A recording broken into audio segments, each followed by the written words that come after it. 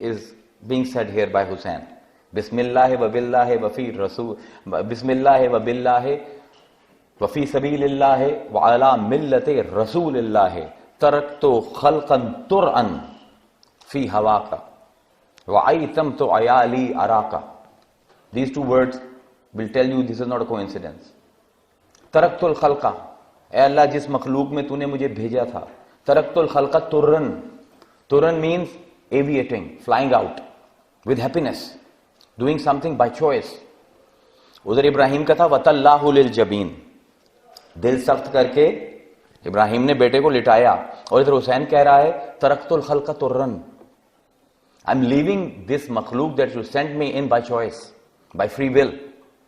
This will all come into, it will all make sense in the end when 1 hour is done. I hope we are done in 1 hour.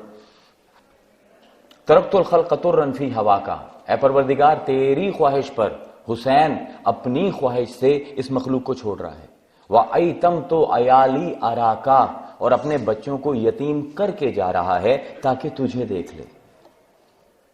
ادھر کہہ رہے ہیں ابراہیم یا بنیا انی ارا فی المنام انی اذبحک فانظر ماذا تری, تو کیا دیکھتا ہے. ابراہیم کہتے ہیں کہ اللہ تعالیٰ میں صرف تجھے دیکھنے کی خاطر یہ سب کچھ چھوڑ رہا ہوں, اپنے بچوں کو یتیم کر رہا ہوں. دس از ناٹ میئر کوئنسیڈنس.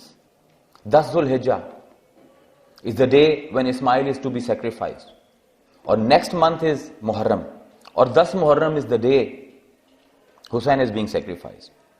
وَتَرَكْنَا عَلَيْهِ فِي الْآخِرِينَ, ہم نے آگے آنے والوں کے لیے اس کو چھوڑ دیا. I'm staying very close to the text. میں کوئی اپنا ذہن استعمال نہیں کر رہا, میں امام حسین کے اشعار, حدیث مبارکہ, قرآن پاک. But how does it make sense? From a grandfather, a grandchild, it's an obvious logical thing. From a grandson, a grandfather. This is where you have to understand this. Parallel time streams. What is time? Time as a concept has intrigued theologians, philosophers, researchers, even politicians, and even religious scholars. It's a mystery. Time is a mystery.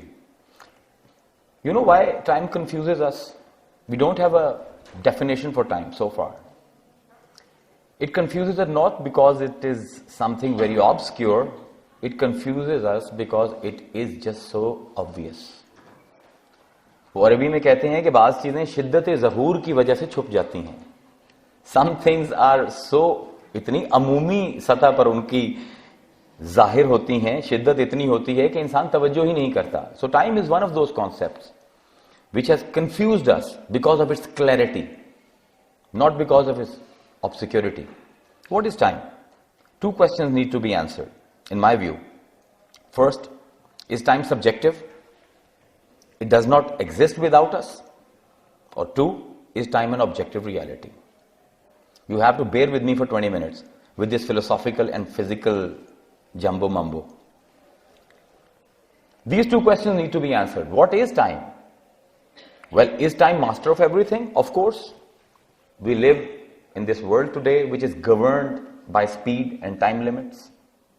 We have this fascination to do everything in time, to do everything fast. So we have our smartphones. Well, they are not very smart actually.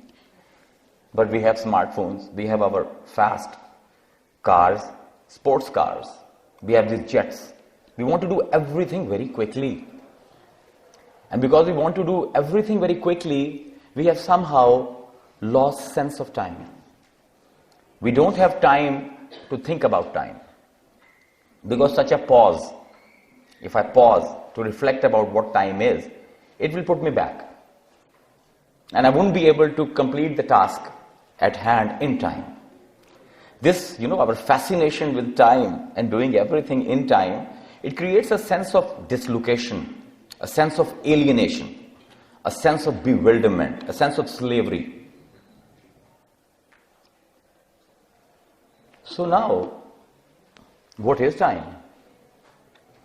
And I'm telling you, I'm not going to able to answer you completely this question because it requires a lot of effort and a lot of lectures. What I'm giving you is just a snapshot into Hussein's life, into this hadith, into these ayats of Quran through the concept of time. Well, our problem is that for us today, the definition of the time, the only acceptable definition of time is something that we measure by clock. It sounds pretty absurd. Well, actually it is not.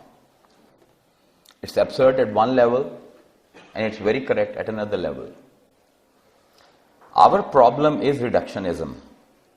For the last 100 years, we have been trying to reduce everything to mathematically measurable quantities. That is our problem of the modern age. That's why we haven't come into terms with understanding what time is. Well, what we have done so far is remarkable. We have reduced human beings to hyper-developed animals.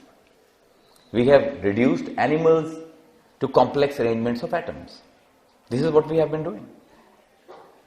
Even consciousness have been reduced to a synaptic activity of the brain.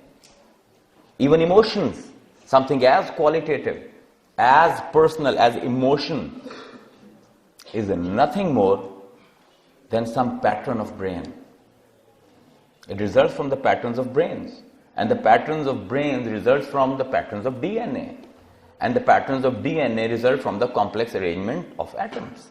So we have been reducing everything to measure it quantitatively. This is what we have done with the time. For us, you may have heard this notion, this term, linear time. We always talk about linear time. Time has two extensions. One extends into the future, one extends into the past. This is the two-tier dimension of time that we all know of. And you know, in human history of knowledge, one of our problem has been that we develop analogies to understand something and then we get trapped in those analogies. We are fascinating beings. We create analogies to make something understood, and then once we have understood that, we just stick to that analogy. Linear time. A time is not a line. Line is a line. We use this phrase